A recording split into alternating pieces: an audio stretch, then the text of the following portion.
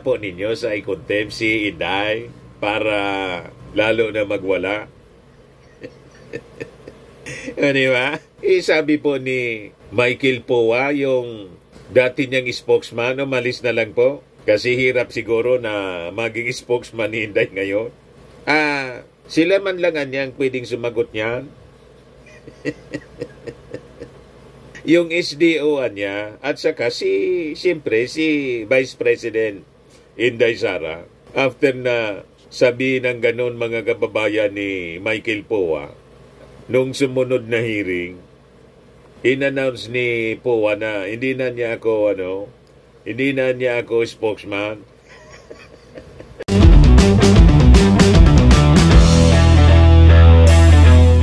Ito naman po yung bago naming product na binibenta online.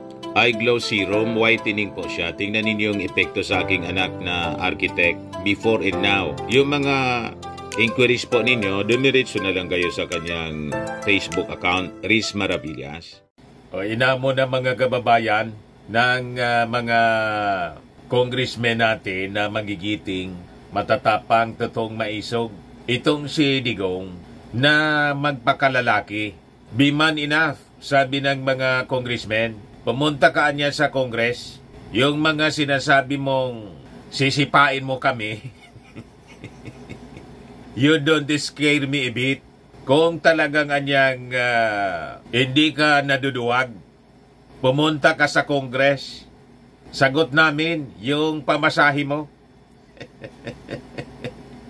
Kasi sabi ni Digong doon sa interview sa kanya, gumagastos daw siya sa pamasahe. Di sagot.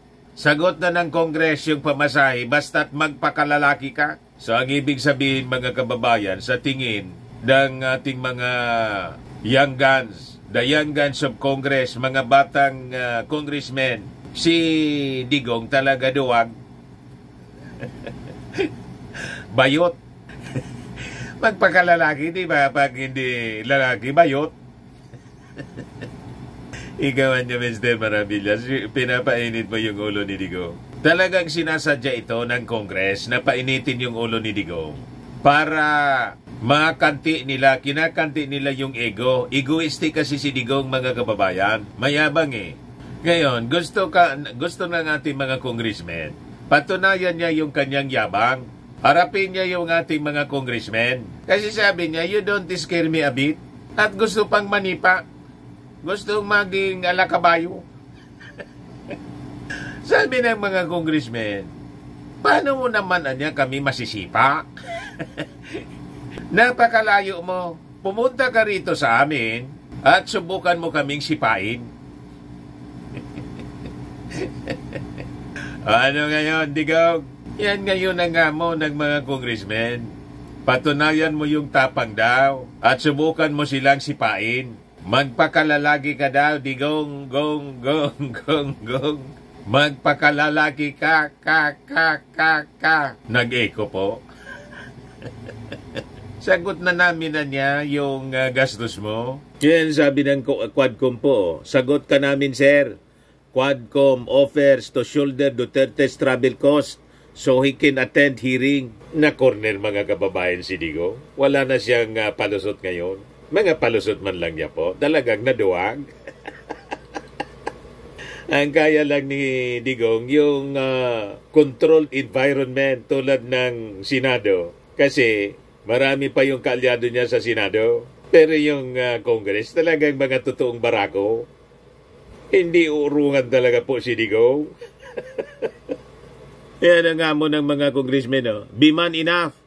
Young guns dare Duterte to fulfill threat to kick congressmen. Subukan mo niya na manipa. Tingnan natin na niya. Yung mag-ama, mga kababayan, kino-corner na ngayon ng Congress. Pati si Inday. Ito na yung threat ng mga congressmen. Appear or face arrest. House panel issues final warning versus summoned OBP officials. Isama na po ninyo si Inday para diretso ng mamugot. Yung Pangulo, ini-imagine niya na tanggalan ng ulo, pati yung Patay na po. Tatay ni President Bongbong Marcos gustong ukayin. O ngayon, hahabulin na mga kababayan ng mga congressmen, ipapaaresto yung mga tauhan ni Inday. Kawawa man yung mga officials ni Inday. Nadamay sa kalukuhan ng kanilang leader. But before ko mga kababayan ibigay sa inyo yung full story ng mga balitang yan, click subscribe muna dito sa ating YouTube channel and hit the notification bell para lagi po kayong updated sa mga kaganapan dito sa ating bansa. Like and share na rin po ninyo ng ating video at huwag na rin po ninyo na skip yung ating mga commercial ads para tuloy-tuloy lang ang pagunlad ng bagong Pilipinas. At itong ating programa mga kababayan, atid sa inyo nitong ating mga sponsors. Firmax Firming and Lifting Cream. Pinapay po sa mga pulses in affected area. Mainam po ito sa mga pains at paninigas ng mga kaso-kasuan. Ito sa mukha naman yung application, anti-aging, Automax po siya. Ito ay Glow Zero mga kababayan. Whitening po siya. Made in South Korea. Ito naman po, Nengxia Red Mix Fruit Drink. Gawa po siya sa goji berry. May anti-cancer properties po siya. At sa mga naghanap po ng malinis and spacious fitness gym, pumunta lang po kayo sa aming Colossal Fitness Gym. May Grab car rental din po kami. At bills payment po sa aming office.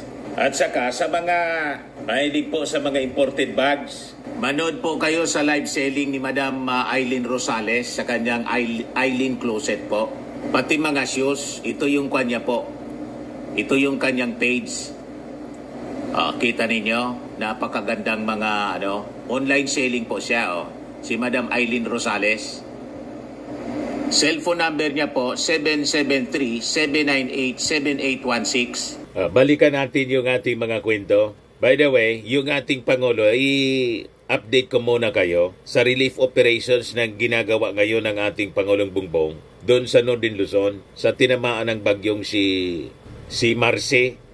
Tapos ngayon ang nakatakdang manalasa na naman po si Nika. Pero nandun yung ating Pangulong Bongbong Marcos. Yan po, kasama yung kanyang mga anak. Buong family mga kababayan. Pati si Congressman Sandro. Kaya tuwang-tuwa po yung mga mamamayan doon. Kahit binabagyo tayo, masaya pa rin tayo kasi nandyan po ang pagdaloy ng mga biyaya sako-sako po, kaon-kaon. Kaya parang hindi po tinatamaan ng calamity yung mga Filipino. Yan po ang display ng resiliency ng ating mga kababayan. Sanay na tayo kasi na tinatamaan ng bagyo. Diba? Buong taon may bagyo. Lahat ng letra sa kalendaryo na ubos po. Paano hindi tayo masanay? So yan ang display of resiliency ng ating mga kababayan. Ito yung inspection ng ating Pangulo sa mga nasalanta. Yan po. Maayos na yung panahon, kaya lang may paparating na naman si Nika. Pero siyempre, nakapaganda na rin. May advance forecast ay pag-asa po. So napakasipag po ng ating Pangulong Bongbong Marcos. Whereas si Inday po hindi na nagpapakita.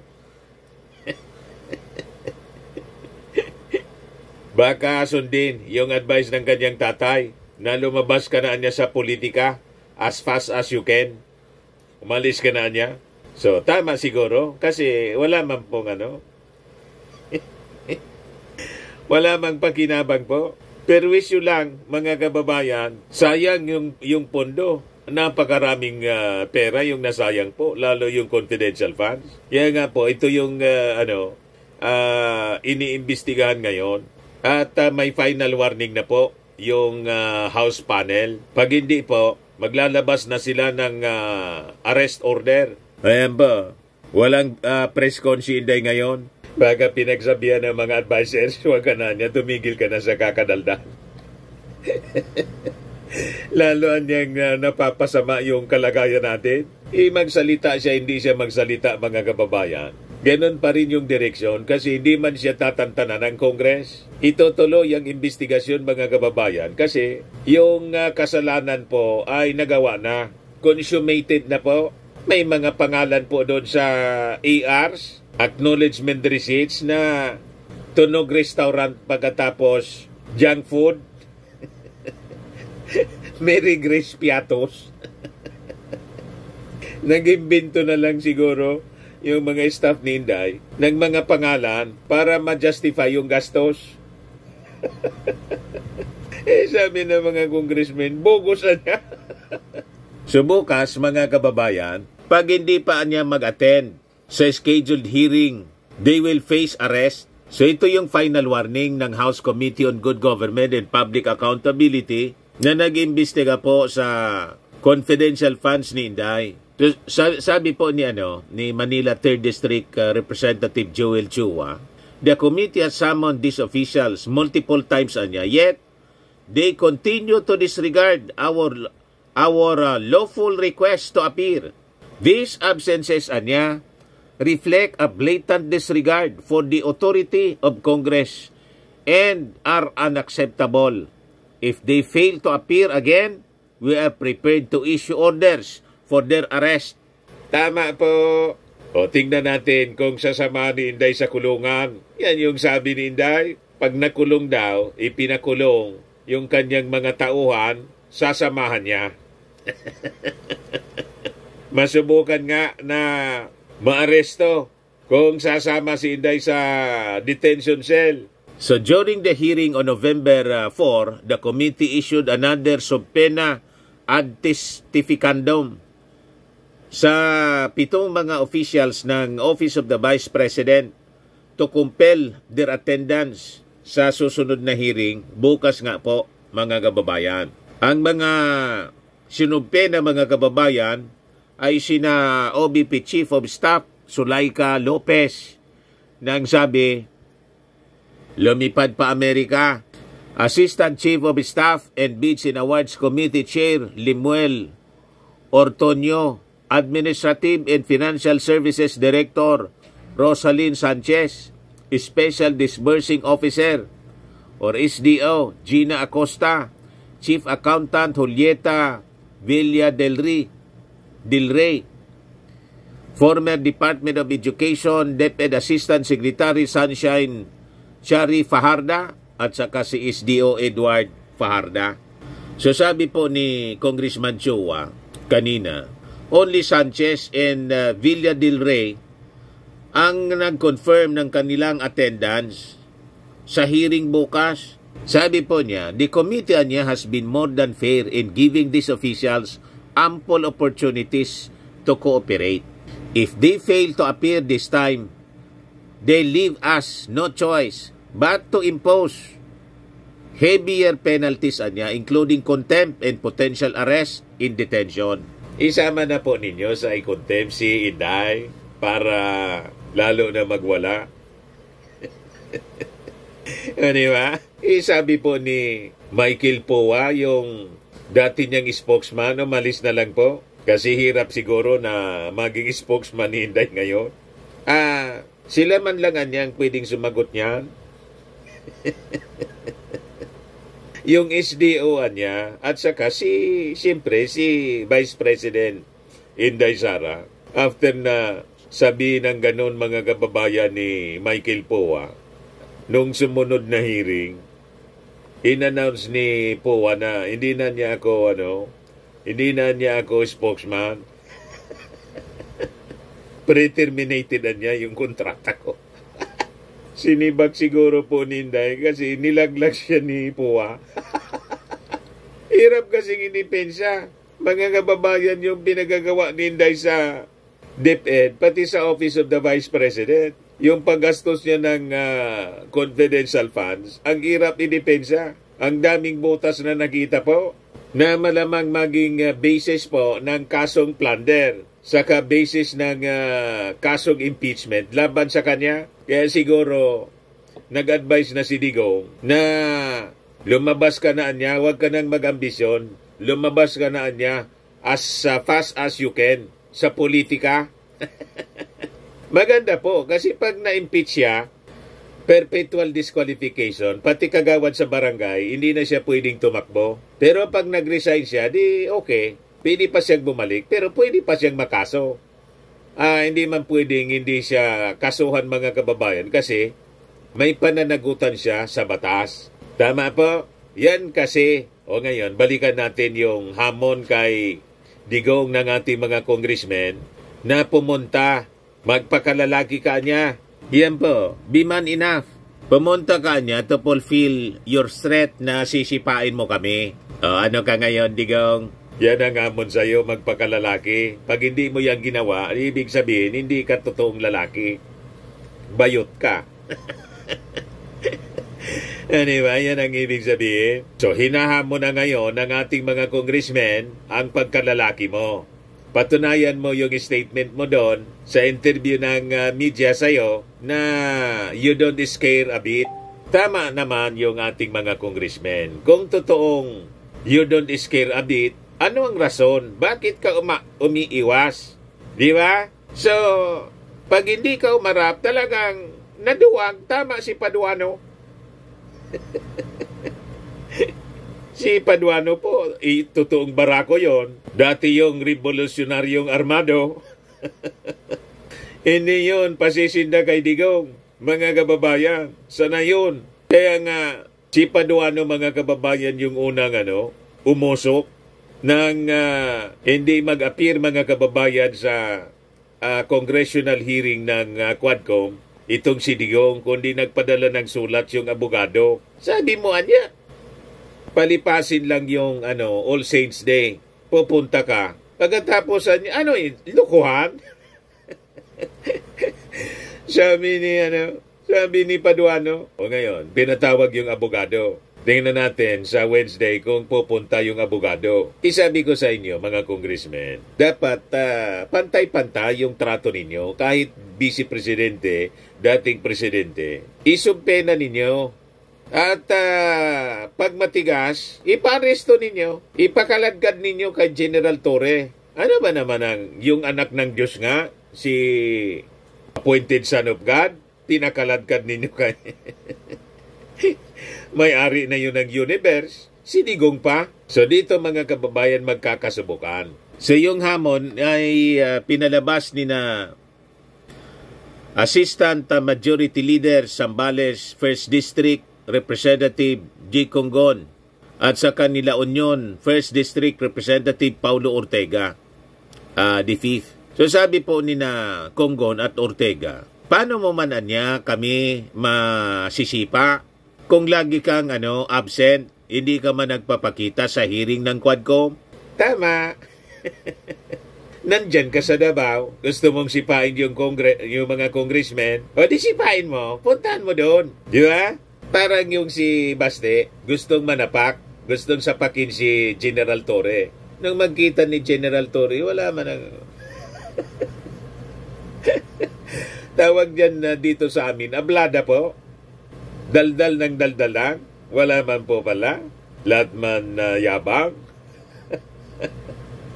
Yun ang ibig sabihin ng ating mga congressmen. So sabi po ni Congon, with all due respect, Mr. Duterte, don't make any more excuses. In not attending our hearings, please make sure to be around on Wednesday so that you can make true your threat to kick congressmen as you have repeatedly warned. Pag-attend ka na niya kasi ready kaming magpasipa sa'yo. Ano ngayon, Digong? Magpakalalaki ka daw. Huwag bayot, Digong. Inamong ka ng mga congressmen. Dati kang sabi mo, lahat na yan. Inabot ko na, mayor ako, congressman. Ba't ako matakot sa kanila? Naging presidente ako. O ito na yung hamon ng mga congressmen. Sipain mo na daw. Pumunta ka doon at sipain mo sila. Be here at the Quadcom hearing and go ahead, kick us if that will make you happy. I'm very sure your supporters nationwide will also be watching on national TV or YouTube, ready to give you the loudest applause you want to hear. Tama, matutuwa po yung mga DDS. Magtatalon-talon po kasi yung tatay nila talagang totoong matapang. Pero pag hindi po, Digong, hindi ka pumunta doon, mapufrustrate yung ngayong mga supporters. Sasabihin talaga niyang, hangin man lang. Baka mga wala na yung mga supporters po ninyong natitira.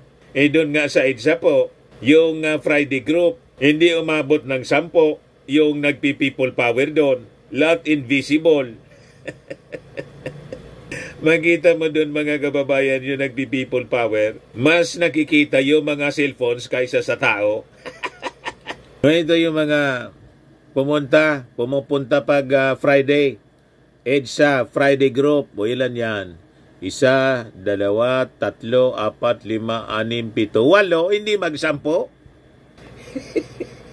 Asan na yung 32 million na bumoto kay Inday, 16 million kay Digong, 32 million yung kay Inday. Talagang yung mga supporters po ni Digong bumoto sa kanya at saka kay Inday, mga Marcos supporters, nang mabiyak yung unit team po, ang natira, 8 na lang. You see? Gano'n na lang. Talagang wala na. Hindi na matutupad yung pangarap ni Inday na maging susunod na Pangulo. Talagang ang susunod na Pangulo po, si Martin Romualdez. Nilampasan na po si Inday. Mga kababayan, 13 points sa latest survey. Wala na. Tapos. Sabi ng mga congressmen, hindi niya kami takot sa'yo. We are not afraid of you. Ortega told the ex-president, how can you kick us if you don't physically attend the hearings? Be man enough. Do it. Be man enough to do it. I suppose you're a man of your word.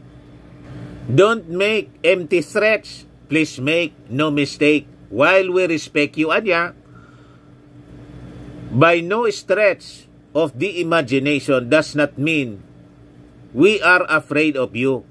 Give us respect too, sabi ni Ortega. Mabigat po yung binitawan na pananalita ni Ortega. Huwag ka niyang magkakamali.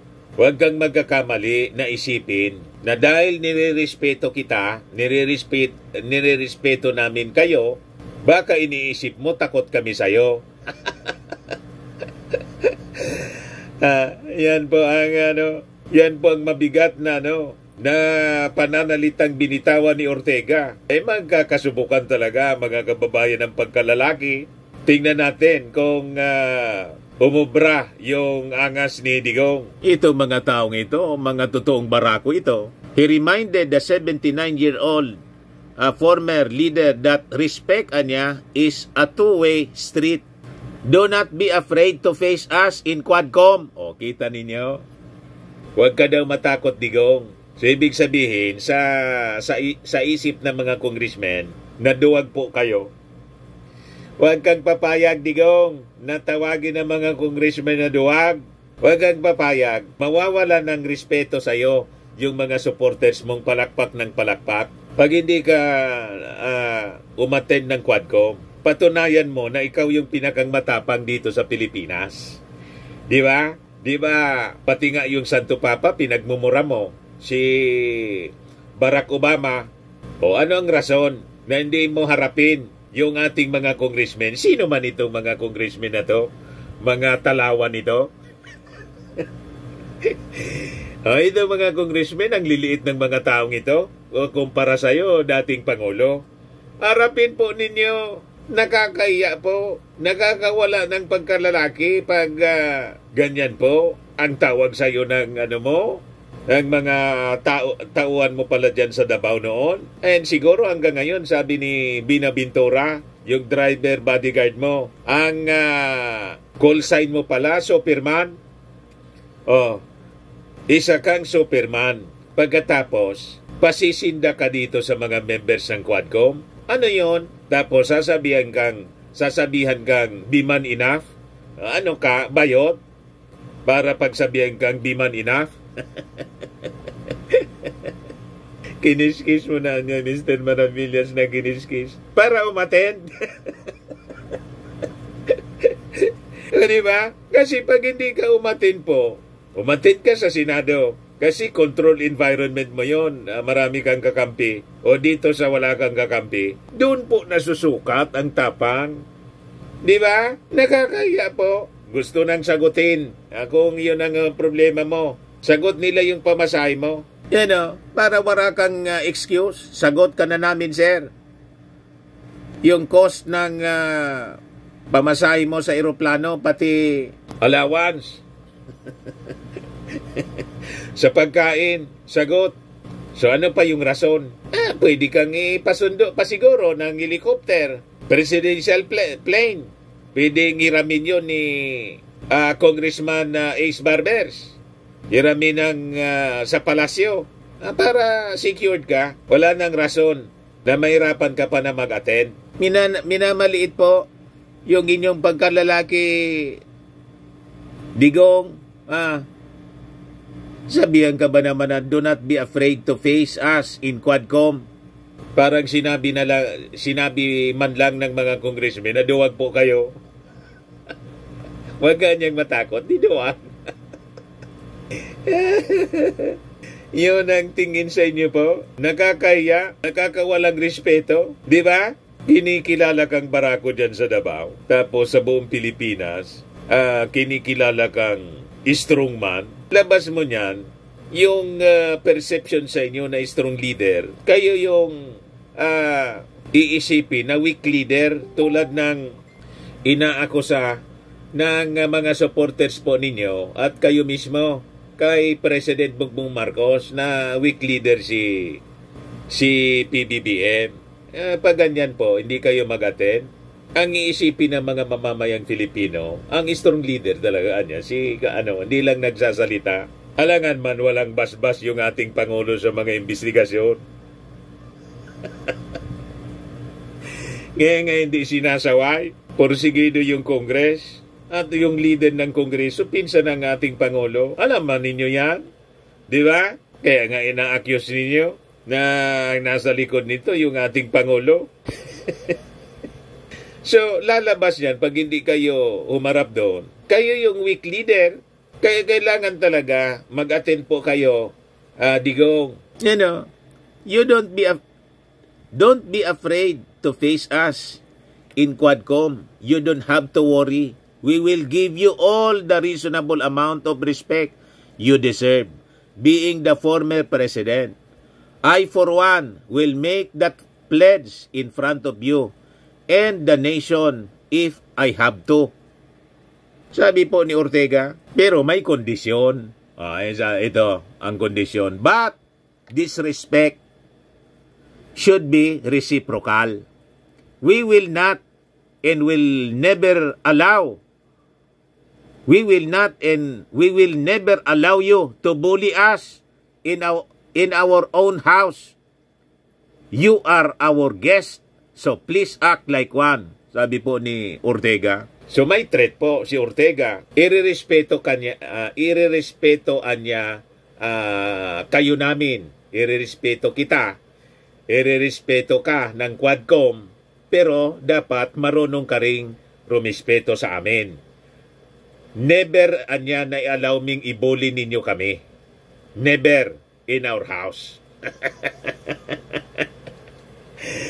So magkakasubukan mga kababayan. Tingin ko, pag nagmura at magtaas ng contempt agad si Digong, malamang makulong. Sasampulan si Digong mga kababayan ng mga congressmen. Ano man niya? Ba't natin irerespeto ang isang leader? Walang respeto sa kanyang sarili? Walang respeto sa opisina?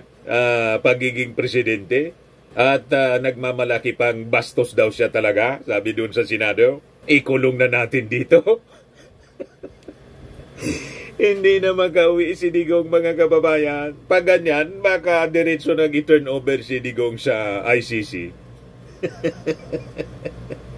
May panawagan na sa ating Pangulong Bongbong, mga kababayan, si Coco Pimentel, na bumalik na tayo sa ICC. Ngayon po, let us rejoin the ICC. We should treat this as our insurance policy, just in case our system fails us and we get to elect an abusive, tyrannical, heartless leader and our justice system fails us too. Yan sabi po ni Pimentel. Ngayon, sabi ni Conggon, sabi ng mga members ng Young Guns, na ito niyang si Digong, while more than 16 million Filipino voters installed him in Malacanang in 2016, this simply means his mandate has already expired after serving his full 6-year term until June 2022. Mr. Duterte, please be reminded that while you still enjoy having presidential security group personnel, you are now, for all intents and purposes, a civilian who no longer carries that mandate. So please act like a statesman if you want to be respected, sabi ni Conggon. Ganyan mga kababayan katatalim yung mga binitawang pananalita ng ating mga totoong matatapang na mga congressmen. Hindi daw sila, sabi ni Martin Romualdez mismo, hindi niya magbabow down sa anumang pressure. Hindi papayag ang Congress na mamayani ang kasamaan.